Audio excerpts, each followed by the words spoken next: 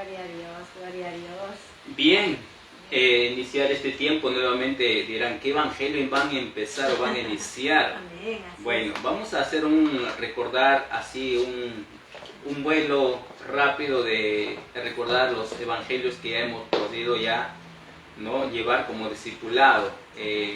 Vamos a hacer un resumen breve de los evangelios, en este caso de Mateo, ¿no? Amén. Es importante porque a veces nos pasa esto que nos olvidamos por un momento, pero es bueno recordar de lo que hemos estudiado, de lo que hemos llevado. Amén. Yo creo que eso en esta oportunidad nos toca poder un resumen, un recordar del Evangelio de Mateo, que es importante. Ya hemos llevado de varios meses atrás este Evangelio, el cual ha podido bendecir a muchos, muchos se han podido conectar, han podido aprender bastante, y hoy vamos a hacer un pequeño recordatorio. Sí, Sonita. Amén, amén, pastor. Si recordamos, hermanos, los que están conectados y los que se conectan frecuentemente con el discipulado, hemos estudiado todo el Evangelio capítulo por capítulo de Mateo y hemos terminado con Marcos. Cierto. Y en esta oportunidad vamos a hacer un pequeño resumen para que pueda plasmarse ese conocimiento en nuestro corazón y en nuestra mente, sobre todo para llevarlo en obra. Porque de nada serviría que estamos aprendiendo la palabra y nuestra vida no sea transformada. Cierto. Así es que nosotros lo que queremos con esta impartición del discipulado es que podamos tomar este conocimiento, este ejemplo supremo de nuestro Señor Jesús, para poder llevarla en obra en cada uno en nuestro diario vivir, ¿ya? Así es que vamos a empezar. ¿Qué podemos hablar de Mateo, pastor? Primero, es el primer evangelio que registra la palabra. Por supuesto, es el primer libro del Nuevo Testamento. Así es. Para esto, recordar siempre un poquito lo que dijimos paralelo el anticipo, que era para hacer el primer libro del Nuevo Testamento, pues el último libro del Antiguo Testamento ha sido Malaquías, ¿no? Malaquías. De Malaquías a Mateo hay un tiempo bien largo, donde, los estudiosos se le conoce como el periodo del silencio, o el periodo del primer templo. Ese periodo no hubo. Sí hubo de una manera, pero ya no hubo autores, ya no hubo profetas tal cual. Entonces en Malaquías se cerró, pero ya no hubo profetas que proclamaran la voz de Dios. Por eso se le conoce el tiempo de silencio o el periodo del silencio. 400 años sin Sí. escuchar la voz directa del Señor. No se levantó un profeta, ¿no? Porque en ese tiempo la voz de Dios estaba determinada por el profeta, y no había un profeta que había levantado 400 años. Cierto, es verdad. Eso no quiere decir que la historia del pueblo judío se paralizó, se congeló. No. Siguió su historia. Los imperios medo-persa, el imperio griego, el imperio romano, ya recién el imperio romano aparece, ¿no? Todo ese periodo de la historia, a eso se le conoce como los años de silencio, ¿no? Por eso es muy importante cómo Mateo aparece en el primer libro del Nuevo Testamento, ¿no? Aunque no es cronológicamente el primer libro que fue escrito, sin embargo es el primer libro que fue plasmado en orden en el Nuevo Testamento. Así es. Entonces Mateo, ¿por qué tiene que ser el primero? Me parece, y los estudiosos coinciden en esto, por la genealogía. Por la genealogía que está en el capítulo 1, ¿verdad? Sí, 1. El capítulo 1 nos habla de la genealogía de nuestro Señor. Entonces eso es importante saber por qué es el primer libro, porque este libro por último fue dirigido especialmente a los judíos. Este libro fue escrito para los judíos, no fue directamente dirigido a un pueblo gentil, a un pueblo griego como lo es Marcos, por ejemplo, claro, sino al mismo pueblo judío. Y en este primer punto, digamos, en los capítulos 1 y 2, lo que hace el autor de este libro es afirmar al pueblo judío, decirle que nuestro Señor, Él es el Mesías esperado. Por eso presenta la genealogía descendiente de David, en todo el linaje, hasta llegar, ¿no?, a Jesús, nuestro Señor, a su padre y a su madre, porque por ambas partes viene la genealogía. Así es. Entonces eso es importante recordar, ¿no? Amén. Podemos también señalar que el libro de Mateo presenta a nuestro Señor Jesús como rey, ¿no? Así es. Como rey. y como ya bien lo dijo usted, que prueba de que del linaje desde Abraham, de toda la genealogía nace nuestro Señor Jesucristo y el cumplimiento de la promesa y las profecías. Cierto. Ajá. O sea, tenía que probar. ¿Quién era el más interesado en esto? El pueblo judío. Porque el pueblo judío es el que estaba esperando al Mesías, al Salvador. Los griegos o los gentiles, no. O los prosélitos, nadie, sino el pueblo judío estaba esperando al Salvador. Por eso tenía que afirmar ¿no? la genealogía. La genealogía tiene un gran valor extraordinario. Si no, sin la genealogía dirían, pero ¿de dónde salió este? No es descendiente de linaje del Señor, por lo del rey David, de Abraham y David y bueno, ¿no? No lo aceptaban, pues. Y es interesante saber que dentro de la genealogía de nuestro Señor Jesús están dos mujeres que para nada calificaban. Ah, por supuesto, eso es, me estás hablando de Ruth. De Ra y Ruth. Ruth. Entonces, mira, vemos ahí, hermanos, que muchas veces cuando leemos la Biblia, cuando vemos los nombres, nos pasamos, ¿no? Porque no entendemos. Pero qué tan importante es, si está escrito en la palabra, es importante. Es importante conocer, detenernos y ver qué es lo que nos quiere enseñar la palabra. Y aquí vemos a dos mujeres descalificadas totalmente, que no tendrían que estar aquí, ¿no? Pero están, porque al Señor, al Todopoderoso, le plació que de estas mujeres descalificadas quizás, pero ahí están como Ra era prostituta. Sí, cierto. Y Ruth era no moabita. era del Moabita, no era del pueblo judío. Ninguna O sea, de las no dos. era judía, era de otro pueblo, y Ra, una mujer prostituta, pero están aquí en la genealogía. Se arrepintió, fue transformada y el Señor Recibe. Completamente, así es. Amén, así es que hay cierto. oportunidad y las que quizás están escuchando, van a escuchar más adelante, quizás te sientas descalificado, que no vas a calificar para que el Señor te use, no. Hay oportunidad que el Señor quiere usar en este tiempo y hay propósito para todos, ¿no? Cierto, entonces ellas están en la genealogía, son las 14 genealogías que están aquí. Ajá. Léanlo por favor con entendimiento y pregúntense, ¿no? ¿Y por qué es esto? Hay veces uno cansa leer la genealogía porque hijo de tal, hijo de tal, hijo de tal, y a mí qué me interesa el hijo de tal, uno puede decir, no, pero para el judío no. Completamente, tenía que ser comprobado, así es. Así es, entonces ahí seguimos. Bueno, también es recordar quién era Mateo, ¿no? Mateo. Los autores casi un 70% le dan la autoría a Mateo, pues, ¿no? Y Mateo, ves, era uno de los 12 de nuestro Señor. ¿Y cómo llegó, por ejemplo, de Mateo? Recordemos que Mateo llega, pues, no fue, digamos, el favorito, el mejor, ¿no? Sino era un hombre rechazado por la sociedad, marginado por la sociedad en el sentido que era odiado. Era judío. Era judío, sí, pero odiado porque había dado la espalda a su pueblo, a su propia nación, para, o sea, confabularse con los romanos y hacerse rico, ¿no? O sea, era cobrador de impuestos. Por supuesto. En el tiempo actual de la SUNAT. Entonces, un hombre judío rechazado porque trabajaba para los que lo oprimían al pueblo. Así es, era su servidor y ellos decían que él se aprovechaba de esa situación y la Biblia dice que era un hombre rico, ¿no? Claro. A cuesta de lo demás, pero ahí empieza el milagro ya. Ahí. Cómo el Señor transformó el corazón de este hombre.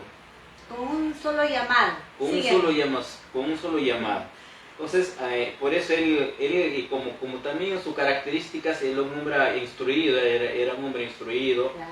Era un hombre, por eso lleva detalladamente ¿no? Por ejemplo, sus escritos, ¿no? De Mateo, de los detalles, estas cosas comienza a tomar. O sea, como un hombre que llevaba las cuentas, supongamos, ¿no? Sabía la forma ordenada de llevar las cosas. Así es, para poder compartir con certeza al pueblo de Dios, ¿no? Amén. Seguimos en el recorrido de Mateo. Los que están conectándose, estamos haciendo un recorrido resumen del Evangelio de Mateo. Sí. Estamos en la genealogía, después viene el nacimiento de nuestro Señor Jesucristo. Claro, el Hoy primer hablar del nacimiento también es otro tema tan amplio, pero ¿qué podemos resumir ahí? Yo creo que podemos, obviamente, el cumplimiento de la profecía, de la promesa del nacimiento de nuestro Señor, Así es. pero también ¿no? la visita, por ejemplo, esto es impactante, la visita de estos hombres sabios. Los reyes magos, ¿qué se dice? Nada, no tenía nada de malo, pero Los magos, Los- la Biblia no dice reyes magos, tampoco dice que eran 3, y tampoco dice que era Baltasar, Gaspar y Melchor. Gaspar y Melchor, no lo dice. Entonces, si tenemos la idea de que eran 3 reyes magos, no. La Biblia señala magos. Claro, en ese tiempo cuando se referían a magos, no es que como hoy lo entendemos, que hacían trucos, que No, sacaban el conejo de su... No. Magos eran sabios. Sabios, amén. Hombres muy sabios, prudentes, hombres muy posicionados. Y cuando ellos vienen con sus tesoros, pastor, muchos creemos que nació y ellos estaban llegando. Pero, ¿qué dicen los estudiosos? ¿A qué año? Bueno, no a qué año. ¿En qué tiempo llegaron aproximadamente? ¿Cuánto tiempo tenía nuestro Señor Jesús? Según los estudios, aproximadamente era 3 años. 3 años. Entonces, mis hermanos, para los que estamos con la idea de que los magos llegaron En el pesebre. En el pesebre no Cuando fue nació. así. Yo también estoy sí. equivocada. ¿Por qué? Y hay un dato interesante. Cuando ellos van a presentar a nuestro Señor Jesús, llevan, dice, unas tórtolas, Sí. porque no tenían recursos. Entonces, se entiende que en ese tiempo todavía no habían llegado los magos. Así es. No habían traído. ¿Y por qué el Señor permite que lleven unas tórtolas y no un cordero, como se llamaban las familias más pudientes? Cierto. Ay, me impacta esto cuando lo entendí, porque el cordero inmolado no puede llevar otro cordero. El cordero inmolado, ellos le van a criar al cordero inmolado. Cierto. Ay, O sea, el cordero inmolado era Cristo. Él era el cordero perfecto. El cordero perfecto. Para el No sacrificio. podía llevar cordero, tenía Ujú. que llevar tórtolas. Así es que también dato importante. ¿Qué más, pastor? ¿Qué más? Sí, no, hay veces, esos pequeños detalles nos confundimos. A veces yo tengo la idea, o tenía la idea de que el rey mago llegara justo cuando nació y comenzaron Ahora, como se le y presenta a le veces, llegaron todo el oro, la mirra. Claro. Y después cuando uno ve y dice, pero llevaron tórtolas, Sí. y las tórtolas son aquellos que no tenían recursos. Tú podías ir a presentar a tu bebé y Ujú. podías llevar tórtolas De acuerdo a tu posibilidad de económica, acuerdo hablamos. a tu posibilidad económica. Cierto. Y podías llevar un cordero, Podría llevar un cordero, y sí. los que tenían más dinero llevaban un cordero. Pero Cierto. ellos llevan unas tórtolas, Ujú. María y José. ¿Y por qué no podían llevar un cordero, pastor? Porque ellos tenían el cordero inmolado. Así es. Gloria a Dios, qué cierto. hermoso, ¿no? Bueno, hacer un trasfondo de estos magos. Todo es perfecto, Todo es ¿no? perfecto. Uno cuando empieza a leer con profundidad y a entender la Biblia, uno dice tanta perfección y tanta el cumplimiento tan perfecto de la palabra, pastor. Claro, si cumplen lo que Mateo, por ejemplo, hace una de las más énfasis, como 30 veces menciona el cumplimiento, va al Antiguo Testamento. A las O sea, profecías. a las profecías. Exacto. Este es el cumplimiento, Ujú. como 30 veces, este es el cumplimiento. Ujú. Y va a hacer, o sea, por ejemplo, va a la profecía de los profetas, los salmos, Claro. y es obviamente todo eso está haciendo para comprobar, ¿no? Que es verdad, que es cierto. Seguimos Todo esto avanzando. podemos ver, Sonita, en el capítulo 1 y capítulo 2, ¿no? Así Todo entre es. los dos capítulos. La matanza de los niños también. Por supuesto, wow, eso ya es una parte de la historia muy triste. El Muy grande. enemigo siempre se va a levantar cuando hay propósito. Y este también es importante preguntarnos a qué edad más o menos. Ahí sí aparecen los magos, ¿no? ¿Cuántos pasó? Ah, Más o menos niños de 2 a 3 años, ¿sí o ajá, no? ya. Han muerto. Y ya los magos llegaron como para allá, no certeza que ya no era un bebito, ¿no? Ya Nuestro no Señor era. estaba. No eran bebés. No era un bebito, exactamente. Bueno, la otra podemos pasar quizás en los capítulos 3 y 4 es Ajá. la preparación de nuestro Señor para el ministerio. Ay, qué lindo. Wow, Ujú. eso es sumamente importante. Y ahí aparece ya pues como preparación Juan. Juan el Bautista. En este tiempo ya en la preparación también ya nuestro Señor ya transcurrió como 30 años. Wow. Y la Biblia no registra qué pasó más que el episodio de los 12 años. Sí, no registra. Es un misterio. Ellos sí, hay muchos que especulan, ¿no? Por ejemplo, de ahí sale en el evangelio evangelio de que Los libros apócrifos. Claro, y los gnósticos, ya comienzan a especular.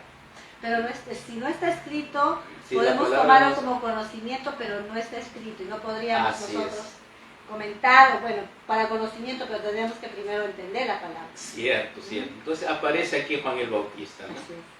Y él es, él es un representante, como ya hemos visto en Marcos también, de Elías, ¿no? Un representante como simboliza Elías, él casi personifica a Elías, ¿no? Está el profeta más grande. Y estudiábamos sobre el bautismo, por ejemplo, ahí inicia el bautismo. Ahí inicia el bautismo. Antes de eso no había bautismo. En el Antiguo Testamento no vas a encontrar bautismo. No había. Había, por ejemplo, lo que el Señor hacía con su pueblo era pactos. Pacto de la circuncisión, por ejemplo, ¿no? Sí. Pactos. Pero no vas a encontrar que de pronto Sansón se bautizó o algún prosélito. Prosélito se le dice una persona que no pertenece al pueblo judío, pero que ha adoptado la religión judía.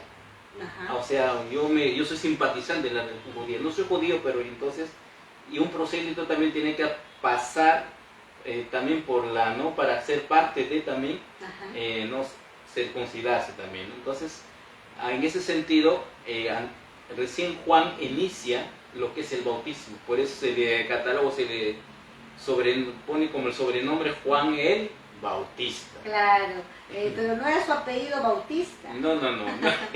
Porque él inicia, y también todo el nacimiento, para los que quieran ya estudiar un poco más, es tan hermoso el cumplimiento del tiempo perfecto para Elizabeth, la mamá que iba a traer a Juan, 6 meses antes que nuestro Señor Jesús naciera. Son casi contemporáneos con nuestro Señor. Contemporáneos, por 6 meses, y era su primo. Su primo. Primo de nuestro Señor Jesús para el que iba a preparar el camino. Cierto. Seguimos la tentación de Jesús, ya entrando al capítulo 4, pastor. Claro, en el capítulo 4, la tentación de nuestro Señor, aquí podemos mencionar, obviamente, Él cumplió cabalmente todas las... Fue tentado en todo. Podemos ver decir que en Hebreos, Él fue tentado en todo. O sea, no puede ser, Él no fue tentado en, quizás con dinero, no, en todo. Cuando dice la Biblia todo, es todo. Y eso nos da a nosotros un ejemplo, una fuerza, cuando nosotros muchas veces somos tentados, no pude soportar, me venció, no, porque nuestro Señor Jesús fue tentado en todo y no cayó. Y nosotros también, si somos hijos del gran nuestro Señor Jesús, tenemos que también representarlo como tal, ¿no? Cierto. Ahora, recordemos siempre que nuestro Señor, cada tentación lo respondía con palabra. Así es. Con palabra, no ha sido... No forcejeaba. No, su lucha era con palabra. Él no usaba su autoridad diciendo, yo soy Jesús, así que no. Con palabra que ya estaba escrito. Escrito está. Escrito está, y punto. Escrito está, ya. Nada más. Por eso es tan importante memorizar versos bíblicos para sacar la palabra cuando venga una tentación. Porque si nosotros estamos siendo tentados o estamos pasando ciertas situaciones, circunstancias, ¿cómo podemos sacar la palabra si no tenemos los depósitos? Cierto. Hasta eso ya caímos. Sí. Como en los capítulos 5 y 7 podemos ver, por ejemplo, en este transcurso, el famoso Sermón del Monte. Las bienaventuranzas. Gloria a Dios. Ahí podemos ver cómo es un decálogo que nuestro Señor hace ahí. Las bienaventuranzas. Amén. El famoso Sermón del Monte, y bueno, ¿no? También ahí hablamos ya de aún mucho más, ¿no? Por ejemplo, cuando uno termina diciendo que nuestra vida debe ser construida como sobre la roca que es Cristo, ¿no? Así es. Bienaventurado. Sí. Bienaventurados los pobres de espíritu. Así es. Porque ellos es el reino de los cielos. De ellos es el reino de los cielos. Y así, ahí está. Y bienaventurado, la palabra bienaventurado, ¿qué significa, pastor, para los que... Esa palabra es bienaventurado, no es, tiene más profundidad que dichoso. Más. Más. Doblemente bendecido. Sí, algo así. Tenemos que dar la etimología de la palabra, ¿no? Qué lindo. Correctamente. Y nosotros somos bienaventurados con los que lloran, dice, los que lloran, los mansos. Que ahí están las aventuranzas que tenemos que leerlo, aprenderlo y tomarlo para nuestro diario vivir. Cierto. Sigamos, pastor. Bien, pues seguimos avanzando con los capítulos ya más adelante, los capítulos 8, 10, pues habla ya en este caso los milagros y la autoridad, ¿no?, de nuestro Señor. Ahí inicia ya los milagros, ¿no? Jesús cuando sana, por ejemplo, cuando Él calma la tormenta, libera endemoniados, todo eso empieza ya en estos capítulos, ¿no? Y ahí comienza, por ejemplo, ¿no?, como en la autoridad de nuestro Señor, ahí podemos en toda esa dimensión nuestro Señor Jesús, como ninguna naturaleza se puede tener ante Él, se resiste nada, Él ordena todo. Él lo es dice, el creador. así es, no. Es impresionante cuando, por ejemplo, como calma la tormenta, cuando no sea el Pedro y estaban ahí los discípulos en la barca y el Señor estaba a la distancia. Y cómo habrá sido esa enorme tormenta, y en particular, yo tengo miedo al mar, casi una vez me ahogo y de ahí agarré cierto respeto, temor, sí. No, temor no, necesito respeto. Respeto al mar, ya me baño sí, pero en el mar no me meto mal al fondo. Me dio calambre y que casi me quedo ahí. Pero la tormenta, he visto tormentas así, o sea, hasta por películas, ¿no? Uno ve las tormentas y en ese momento nuestro Señor al fondo y los discípulos estaban en la barca. Uno de los más atrevidos, Pedro, ¿no? Pedro. Un paso, 2 pasos, pero comienza a... Cuando quitó la mirada. Claro, hay algo que pasa, es que cuando dejó de mirar a Jesús. Y muchas veces yo siempre había estudiado este verso, cuando tú quitas la mirada, ya tú te puedes caer. Cierto. Pero estaba estudiándolo y escuchando también cuando recibimos el milagro. Porque Él recibió el milagro de caminar. Y entonces ya nosotros, ya no necesito. Que nos sentimos autosuficientes. Ajá, y ahí es donde va a llegar. Nunca nos quitemos la mirada y pensemos que es por nosotros. Tienes toda la razón. A veces puede entrarnos siempre el ser humano carga por más el ego, ¿no? Ajá. Puede ser, ya sé esto, ya estoy caminando, ya no necesito, ¿no? Pero cada vez, también escuché decir a un pastor, cada vez más Dios pueda usarte, pueda obrar en tu vida. Tú tienes que ser más dependiente de Dios. Amén. Más porque mientras más alto estás, la caída es mucho más dolorosa, ¿no? En este caso Pedro es más profundo, ¿no? Al agua. Ahí podemos ver los milagros, las sanidades, la liberación de endemoniados, y todo eso podemos ver en estos capítulos. Así es. Pero en todo eso nuestro Señor tuvo toda la autoridad. La parábola del sembrador, uno de los capítulos o versos más conocidos, ¿no? Cierto. Del tipo de tierra, y eso se refiere al tipo del corazón. La tierra es el corazón. El corazón. La palabra que es lanzada en diferentes corazones, ¿no? Así es. Eso es para todos. De hecho que sí, nosotros tenemos que, y esperemos, ser siempre buena tierra. Buena Amén. tierra. Amén. Y la palabra cayó, se profundizó, echó raíces. Y ahí quedó. Bueno, podemos ver también, por ejemplo, los ya avanzando, capítulos 11, capítulos 13, ¿no? El rechazo a nuestro Señor por parte de los religiosos, Sí. por parte de los sacerdotes, los escribas, fariseos, saduceos, todos los líderes espirituales. Estudiosos. Todos los líderes espirituales, los padres, digamos, que guiaban a Israel, a nuestro Señor no lo aceptaron. Bueno, no puedo generalizar todo, porque entre ellos estaba Nicodemo. Había otros también, Jairo también, por ejemplo, él era, ¿no? Pero la mayoría siempre han estado en oposición a nuestro Señor. Así es. Entonces el rechazo de nuestro Señor, pero también ahí podemos ver parábolas, ¿no? Ahí el Señor ya comienza a enseñar con las parábolas. Y eso ha sido lo que ha marcado su ministerio a través de su enseñanza con parábolas. Porque ha tenido un gran impacto, y la parábola que quizás hoy en día no podemos entender, sí entendemos, pero para ese momento era algo tan entendible para la gente más culta o más sencilla, era tan entendible nuestro Señor, las parábolas, la forma como enseñaba, cómo sea con las parábolas, ¿no? Eso era completamente especial, la enseñanza de nuestro Señor a todos. Incluso niños entendían las parábolas de nuestro Señor.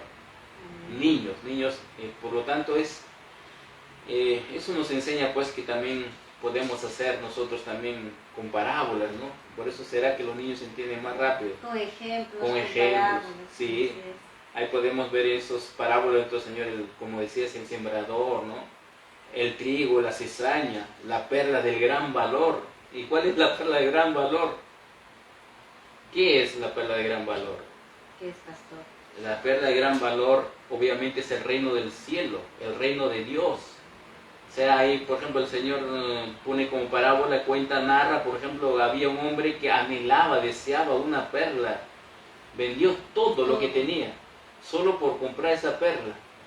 Esa perla de gran valor, nosotros no somos por cierto mormones, pero la perla de gran valor es el Señor, es el reino de los cielos.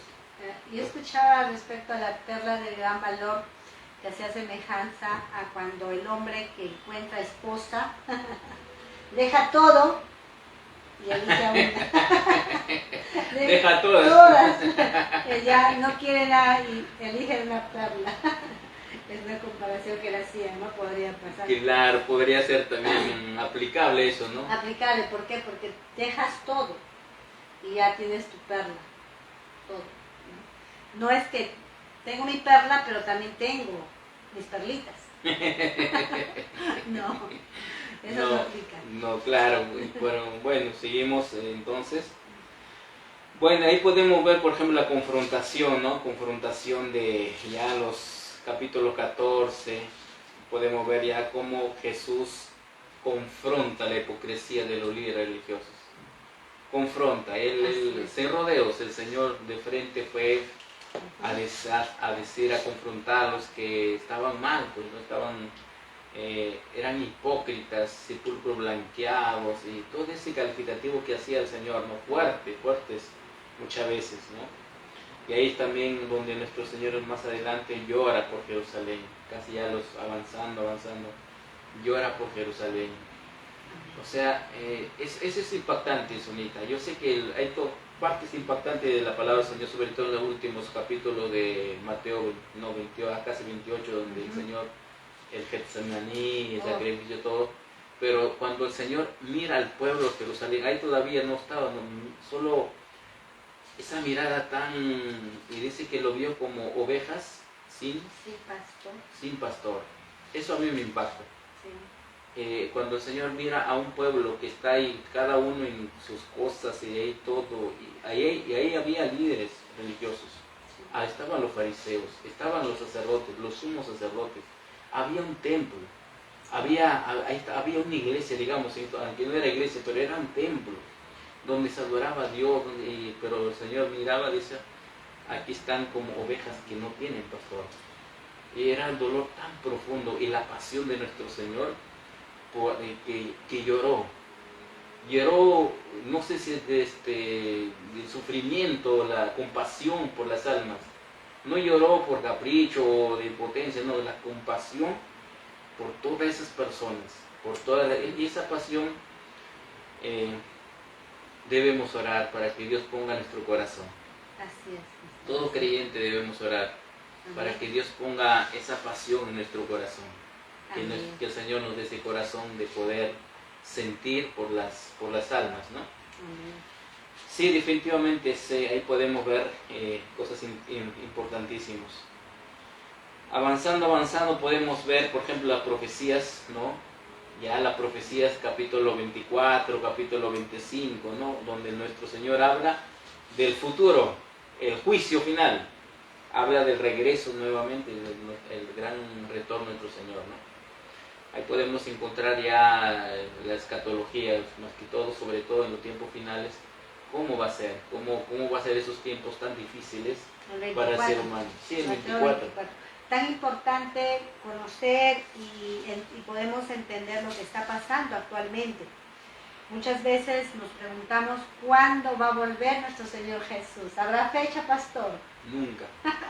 No hay fecha. Si alguien te dice vuelve pronto, y pronto no sabemos cuándo es, pero no hay fecha. Incluso cuando le preguntan a sus discípulos, le dicen ¿cuándo será? Él dice no. Ni siquiera, solo mi Padre lo va a hacer, lo dice. Pero nos deja capítulo 24, señales. Señales. Y justo en la mañana reflexionaba sobre el gran terremoto que ha habido. Terremoto. Rusia, ¿no? 8.8. Sí, así es. Estaba viendo cómo casas se venían abajo. Edificios de 5, 4 pisos venían abajo. Dios mío, no sé, no dan las estadísticas cuántos muertos hay, pero qué terrible. O sea, son señales. Señales, escrito está. Escrito está, es cierto. ¿Y nosotros podemos esperar tiempos mejores, pastor? ¿O simplemente debemos entender las señales? Algo dijo nuestro Señor también cuando vean la higuera florecer, pronto va a llegar las señales. El tiempo es importante que nos preguntemos, ¿puede mejorar nuestro mundo? ¿La humanidad puede transformarse y cambiar? ¿O es que están cumpliéndose lo que dice la palabra de Dios? Entonces, ¿hasta qué punto yo debo orar por todo? Por ejemplo, para la paz de Israel. Por la paz de Israel o por la paz del mundo. Señor, te pido la paz del mundo, que podamos vivir en paz todos. Sé que debemos orar, pero hay cosas, tenemos que orar, pero ahí está la soberanía de Dios. Dentro de la voluntad que claro que sí.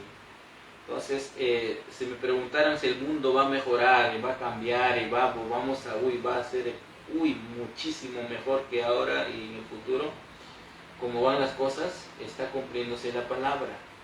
Recuerda que Mateo nos dice en los tiempos finales el amor de muchos se va a enfriar, muchas cosas van a cambiar, la gente se va a volver más, con corazón más duro. Eso está pasando, o sea, hoy en día ya cosas muy fuertes que pasan en la sociedad no nos sorprende. Ya no nos sorprende, todos los días escuchamos de tragedias, de muertes, de accidentes, no nos impacta. Ya no impacta al hombre, ya uno más. O sea, son cosas que hasta uno mismo se vuelve duro.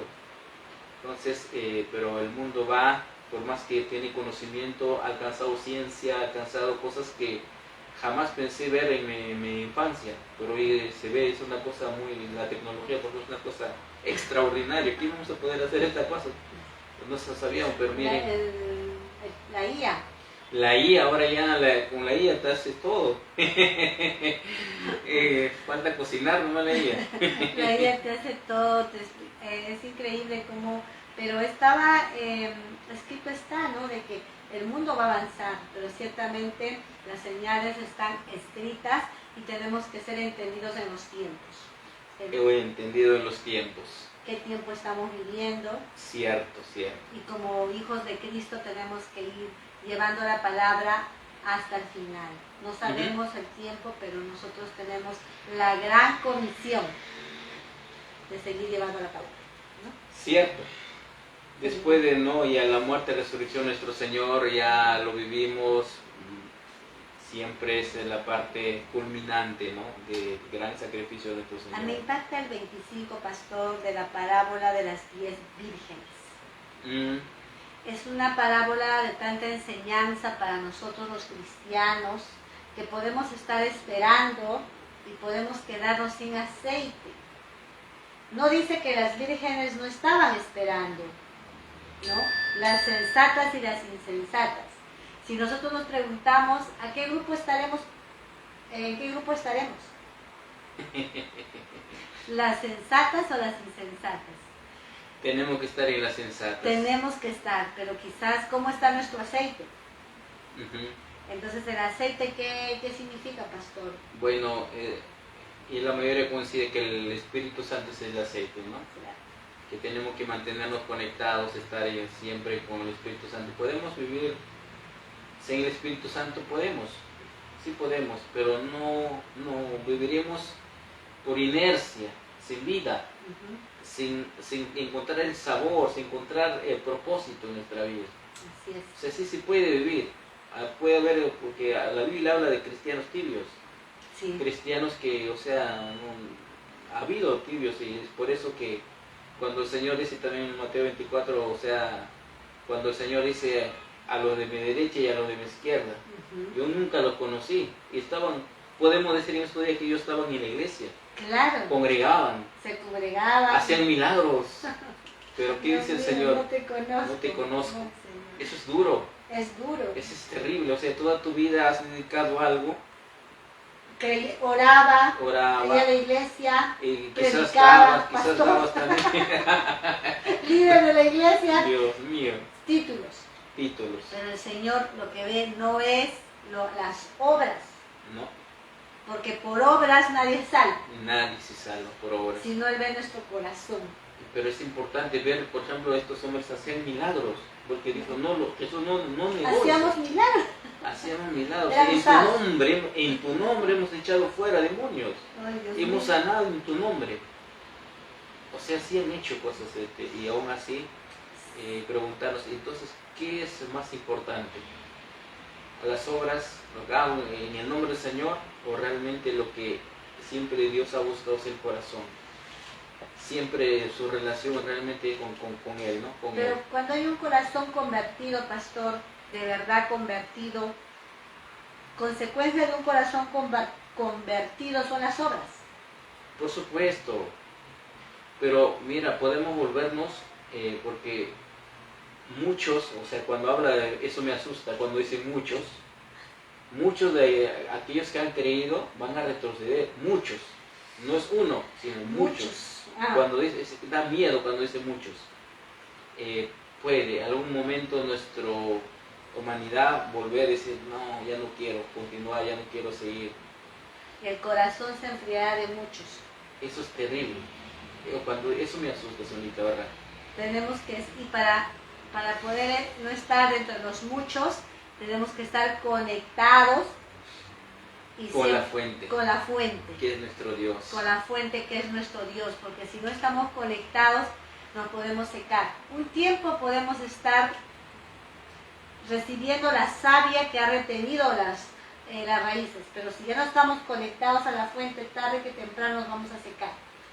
Está obligado, la persona que se desconecta de Cristo se va a secar. Nada que es teólogo, que aprendió bastante, que maneja la hermenéutica, no interesa nada, no va a importar. Homilética. Homilética, así que tenemos que, ¿y cómo me conecto? A través de la oración. Sencillo, ¿no? Sencillo. ¿Cómo me conecto? Si estamos desconectados, mira, nosotros a veces estamos más preocupados de la batería del celular que de mi batería interna. Cierto. Y yo si nos preguntáramos, si tuviéramos un medidor de nuestro espíritu, ¿cómo estaríamos? Dios mío. Estaríamos preocupados por recargarnos, y la recarga es la oración. Eso es. Y esa disciplina es la recarga de nuestro Y en Señor. Mateo está el modelo perfecto de oración, Cierto. que es el Padre Nuestro, que los que hemos aprendido de niños, ¿no? A rezar, pero ahora ya el Señor, en este tiempo que nosotros ya hemos comprendido que esta oración que el Señor nos deja es una oración modelo, pero Él no quiere que tú le digas simplemente por repetir, sino que tú puedas a través de esa oración entregar tu corazón, porque Él es papá. Cierto. Y qué padre, pues no quiere conversar con su hijo, ¿no? Que lo busque. Bien, como enseñanza podemos enseñar, por ejemplo, aprender aquí que Jesús es el Rey prometido. El Rey prometido. En Mateo eso es lo que nos dice. Jesús nuestro Señor es el Rey prometido. Así es, ¿cierto? Y el reino de Dios está aquí.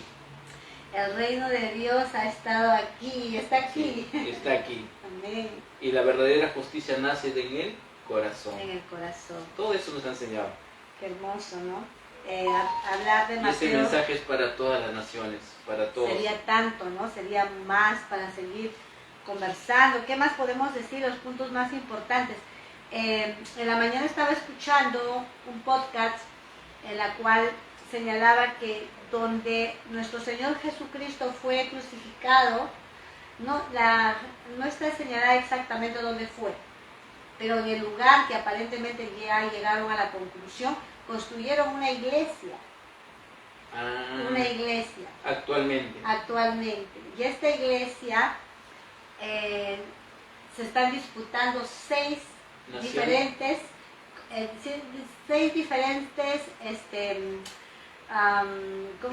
creyentes, monoteístas, seis. Claro, me imagino que son los ortodoxos. Ortodoxos, seis. Entonces, los católicos, el cristianismo todos también. Los católicos se están quitando la iglesia donde estuvo, donde aparentemente fue la crucifixión. El lugar de la calavera de la Gólgota. Exacto. Entonces, estas seis denominaciones ha sido tanto la discusión que han tenido que señalarse, como que decir, este cuarto, esta parte tuya, tú no te pasas a mi lugar. Wow. Sí, y han hecho un convenio, el cual que si tú pusiste, por ejemplo, la plantita ahí y está en tu lugar o en el mío, pero tú no lo tienes que mover. Y hay una escalera. Yo lo googleé en la mañana porque no podía creerlo. Hay una escalera que está más de 300 años en ese lugar y nadie lo puede mover.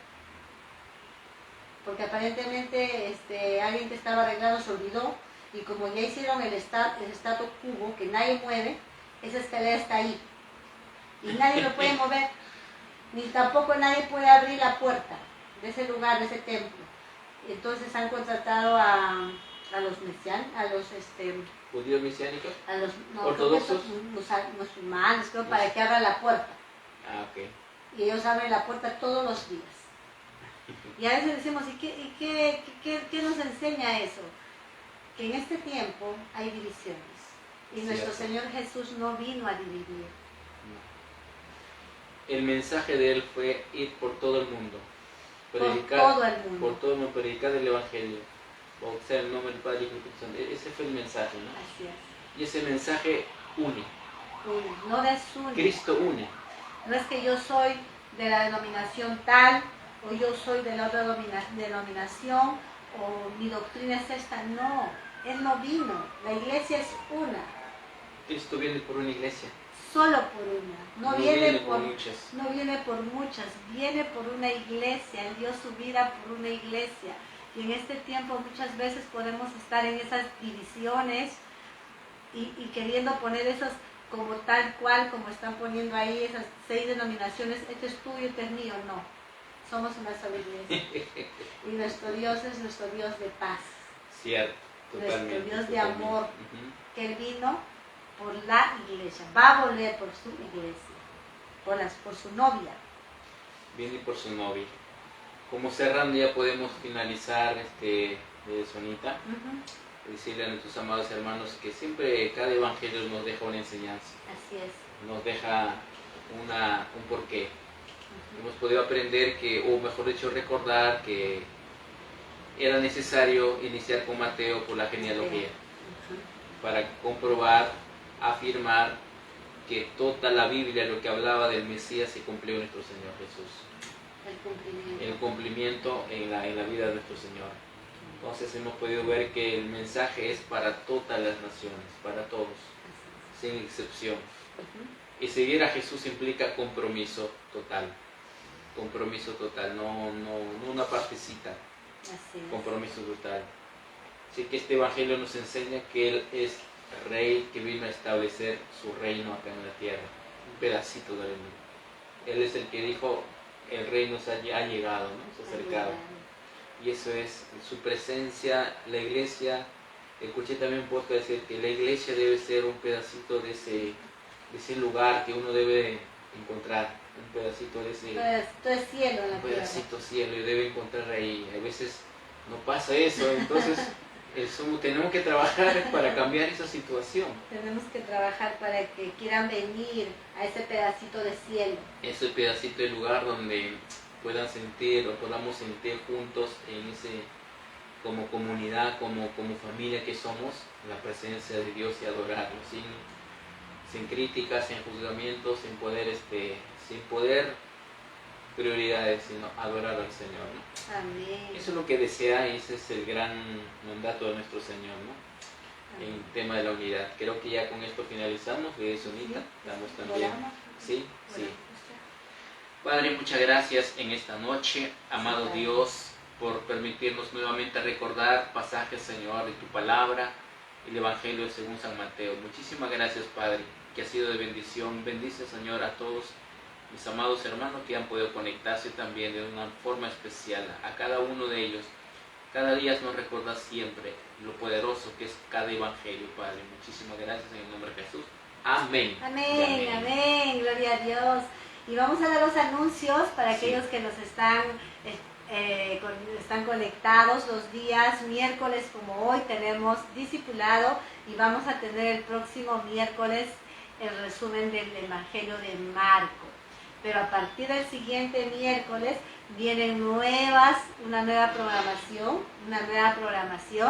pero igualmente nosotros vamos a seguir estudiando Lucas, ¿no? El Evangelio de Lucas, y lo vamos a hacer a través de grupos pequeños. Así es que si quieres incorporarte al estudio del discipulado de Lucas, estamos empezando este martes a las 9 de la noche el estudio de Lucas capítulo 1. Así es que si quieres estudiar, conéctate ahí con los líderes de la congregación, y vamos a hacerlo ya no por esta plataforma, sino lo vamos a hacer a través de grupos pequeños, que es vía Zoom, ¿no? Y los días viernes la congregación se une en ayuno y oración.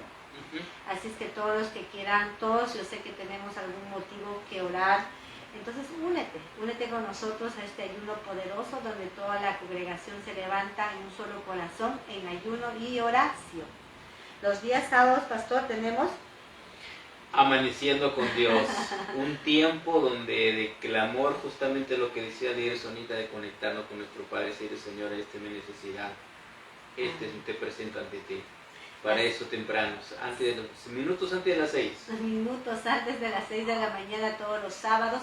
Los domingos tenemos nuestro culto familiar a partir de las 9, pero llegue más temprano para que podamos compartir un tiempo de coinonía. Hay desayuno caliente, café caliente, así que podemos tomarnos un desayuno y podemos alimentar nuestro espíritu a través de la palabra. ¿Dónde estamos? Estamos en el sector 3, grupo 7 de Vía El Salvador. ¿Sí? Así es que los que no saben la dirección se pueden conectar a la página de Facebook y ahí están los datos y la ubicación. Pues ha sido una bendición estar, pastor, y seguir aprendiendo más. Entonces ya nos despedimos.